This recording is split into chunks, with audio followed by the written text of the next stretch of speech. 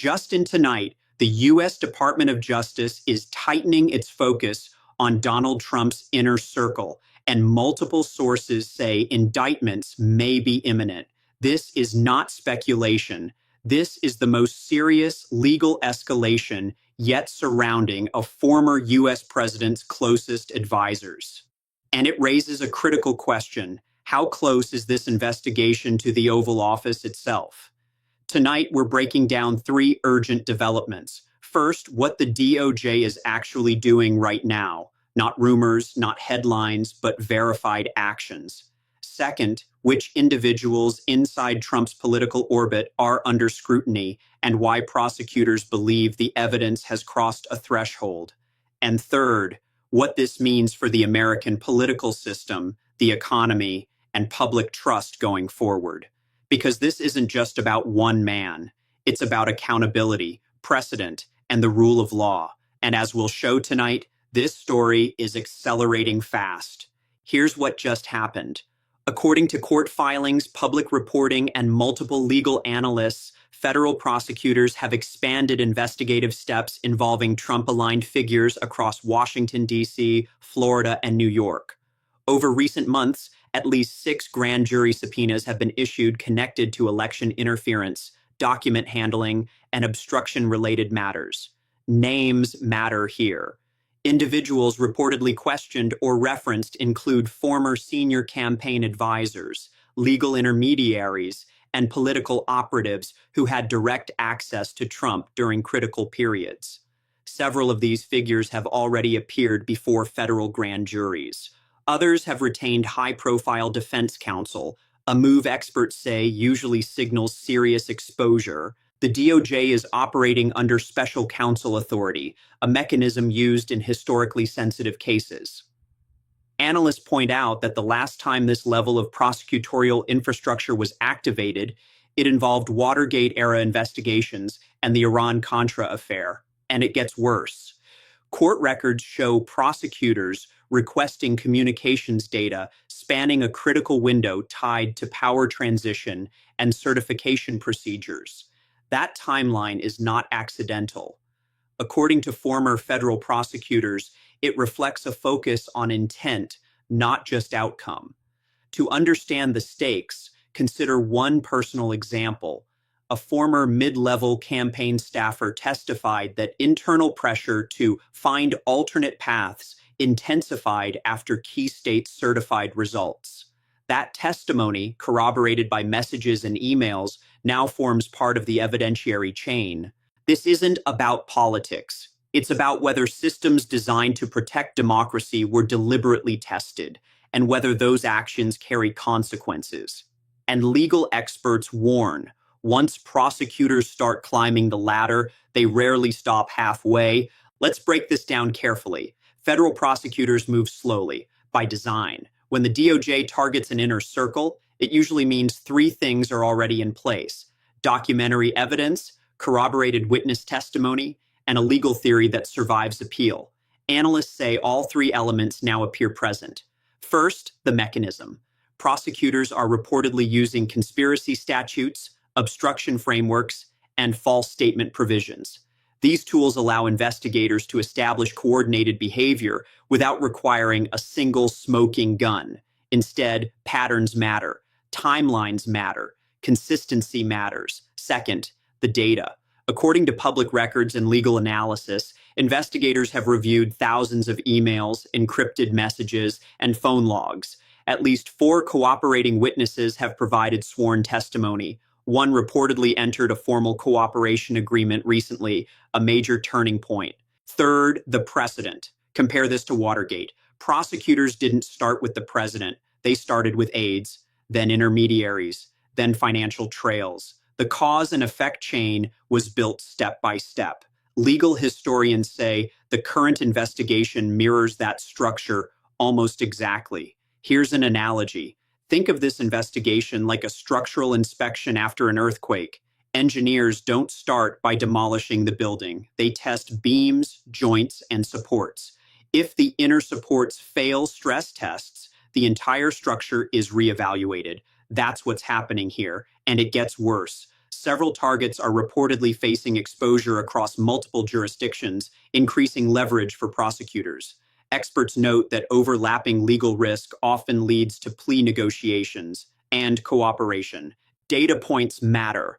Federal conviction rates exceed 90% once charges are filed. Grand juries approve indictments in the vast majority of cases. And historically, when prosecutors signal urgency through accelerated filings, timelines compress quickly. But here's the kicker. The pressure is mounting internally too. Sources familiar with the investigation indicate that some witnesses initially resistant to cooperation are now reconsidering their positions. Why? Because when federal prosecutors present you with documented evidence of your own involvement, the calculus changes fast. Legal analysts point to what they call the dominoes effect. Once one cooperator breaks ranks and provides detailed testimony, others face a stark choice: cooperate early and potentially reduce exposure, or wait and risk harsher treatment. That dynamic is reportedly playing out right now behind closed doors. Cause and effect is clear. If prosecutors establish intent to obstruct or mislead, downstream liability expands. That includes those who planned, directed, or knowingly benefited. Analysts stress this isn't theoretical, it's procedural reality. So why now? Legal experts point to timing. With electoral cycles approaching and statutes of limitation in play, prosecutors face narrowing windows. Delay becomes risk. Action becomes necessity. The clock isn't just ticking, it's accelerating. The tension peaks here, because once indictments drop, the narrative shifts from investigation to consequence. And historically, that's the moment institutions are truly tested. The question isn't if charges will reshape the political landscape, it's how dramatically they'll do so. Let's talk impact, because this doesn't stay inside courtrooms. American workers and families feel instability first. Political uncertainty historically correlates with market volatility. Retirement accounts fluctuate. Consumer confidence dips. Analysts cite prior investigations showing short-term confidence drops of 3 to 5% during periods of institutional stress. Consider a manufacturing worker in Ohio watching pension values swing, or a federal employee concerned about agency credibility. These aren't abstract effects, they're personal. When headlines scream indictments imminent, ordinary Americans check their 401k balances with growing anxiety. One financial advisor in Pennsylvania told reporters that client calls have tripled in recent weeks, with investors asking whether they should move assets to safer positions. That's fear translated into economic behavior, and it spreads. Small businesses face uncertainty too. One legal consultant described a Florida-based logistics firm delaying expansion due to anticipated regulatory shifts tied to political outcomes. Hiring pauses, investment stalls, momentum slows. A restaurant owner in Georgia put off opening a second location, citing too much noise in Washington. Another business owner in Arizona delayed equipment purchases worth $200,000, waiting to see how things shake out. Multiply those decisions across thousands of businesses, and you see how investigations create economic drag even before verdicts are rendered. Large corporations respond strategically. Public filings show several firms increasing legal contingency reserves. Market analysts note heightened volatility in sectors sensitive to regulatory enforcement. Stock movements reflect caution, not panic, but caution spreads. Tech companies are watching particularly closely. Any precedent set regarding executive accountability could ripple through boardrooms nationwide. One Fortune 500 general counsel privately noted that compliance teams are already reviewing internal protocols, anticipating stricter enforcement environments. International partners are watching closely. Diplomatic analysts report allied governments emphasizing institutional continuity in private briefings. Markets abroad price in U.S. stability as a global anchor. When that anchor wobbles, ripple effects follow. European finance ministers have reportedly discussed contingency scenarios. Asian markets have shown sensitivity to U.S. political developments. The dollar's strength as a reserve currency depends partly on perceived institutional reliability. That reliability is now being tested in real time. Experts warn of secondary effects. A former Treasury official cautioned that prolonged uncertainty can tighten credit conditions. Banks become more conservative. Lending standards tighten. Capital flows slow. A constitutional scholar warned that public trust erosion, once begun, is hard to reverse. And a veteran prosecutor stated plainly, this is a stress test for democratic accountability. Ripple effects span sectors: finance, governance, diplomacy. The emotional weight comes from knowing institutions matter only if consequences exist. Without accountability, confidence erodes. With it, systems endure. The question isn't whether impact exists, it's how deep it goes and how leaders respond under pressure. Because when investigations target the most powerful figures in politics, everyone is forced to answer a fundamental question. Do the rules apply equally or only when convenient? Experts are not mincing words. One former DOJ official stated publicly that when investigators move inward, indictments are no longer hypothetical. Another legal analyst noted that the pace suggests prosecutors believe evidentiary thresholds are met. A third expert, a former U.S. attorney with 25 years of experience, put it bluntly: you don't convene grand juries this frequently unless you're building toward charges. Political reactions are measured but tense. Lawmakers across parties emphasize due process while acknowledging seriousness.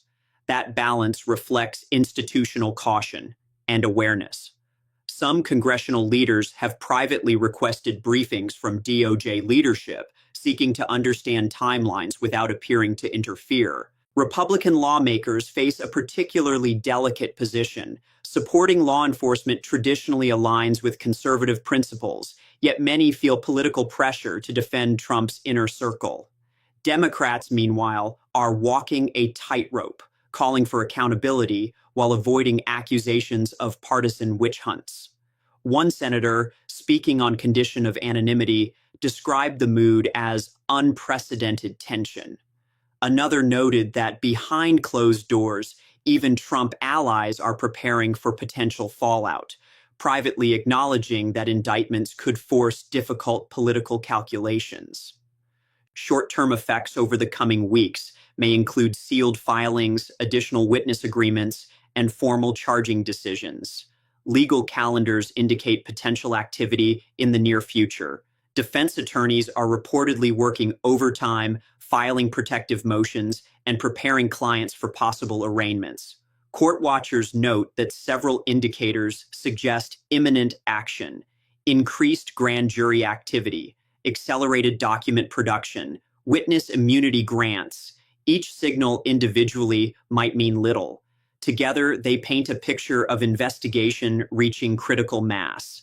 The medium-term scenario over the coming months is more consequential. Court proceedings, pretrial motions, and evidentiary rulings shape narratives and outcomes. Historical precedent shows public opinion evolves alongside facts, not ahead of them. Trials become media spectacles.